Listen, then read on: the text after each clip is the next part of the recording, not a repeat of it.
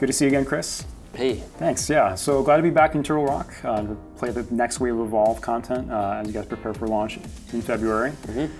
So it seems like in Evolve's case, like matchmaking, skill-based matchmaking is unusually important in a game like Evolve, where you don't want, like you're saying in the alpha period, like fresh hunters going up against the best monsters in the world.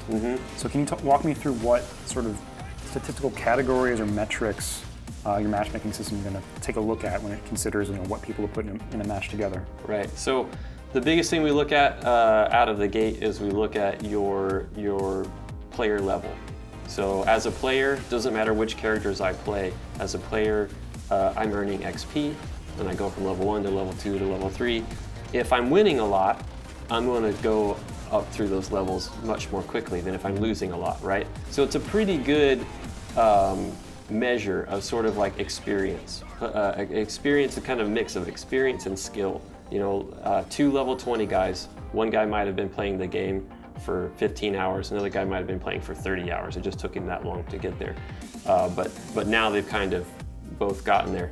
So that's the first thing we look at. And then we start factoring in wins and losses. So you could be, if you're level 20 and you're losing round after round, we're going to start trying to matchmake you against lower ranks. You might find yourself in games, with level 15 guys in there because we're trying to sort of figure out where that measure is. So, and then on top of all that stuff is the role preferences, which we always want to get right. Yeah, I mean, in terms of single player and multiplayer, it seems like a mindset that might be changing across the industry, this sort of insecurity from certain games, certain franchises that you need both. You look at Alien Isolation, and even just back to Left 4 Dead, and even, I guess games like Shadow of Mordor doesn't have a multiplayer component. It seems like people are starting to change their minds and say, like, let's make one thing right rather than a couple of things sort of good or okay. And I think everybody's figuring that out as a studio, as publishers, as gamers. We're all figuring this out together, that it takes so much effort and so much focus to build that really, I mean, the bar is really high these days with the quality of games that are out there. And so in order to build that really good single player or multiplayer experience, you have to really focus on it. You can't be split, and if you are, it's the reason that when you play single player Battlefield and multiplayer Battlefield, those are two totally different games. They really are. They don't feel the same, they don't play the same, and usually it's two different teams building those things, So, our strong suit is co-op, our strong suit is AI, always has been as Turtle Rock Studios, and so those are the things, as well as competitive play, like coming from Counter-Strike in the back in the old days. So that's kind of like Evolve sort of captures all of those things, the best of like that Turtle Rock has to offer. So as someone who's created a lot of different FPSs over the years, and Evolve itself representing a pretty unique FPS, can you speak to like what you personally want to see shooters explore in the next couple years, like mechanically, thematically, in terms of setting, in terms of multiplayer, in terms of single player? Anything that you sort of see as a void creatively?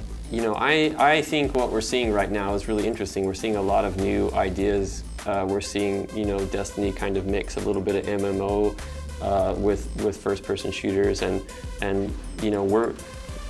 we didn't realize it at the time, but people are talking about how we're mixing a lot of MOBA stuff with first-person shooters. So I think what it is the first-person shooter genre is one of the most popular. It's one of the oldest genres.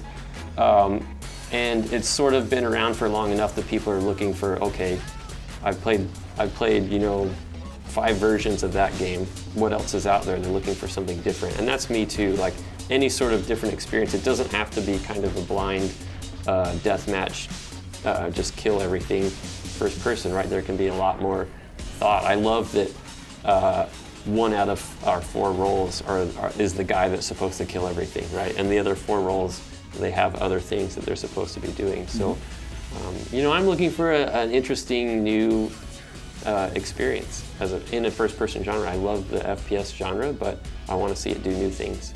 And for Left 4 Dead in particular, is there any chance of you guys working on that again in the future? And like from a legal perspective, is that possible?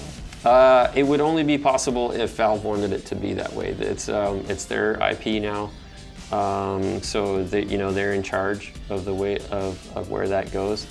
Left 4 Dead was very much like Evolve in that it's a game we wanted to make. It's a game that sort of we invented, It's where we kind of cut our teeth on co-op, you know, and so it's always going to be close to our hearts and feel very personal.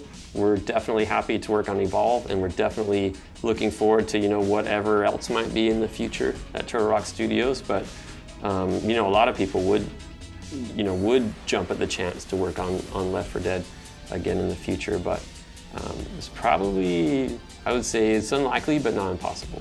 Thanks for talking with me, Chris. Yeah. Sure. Thank you. Thanks.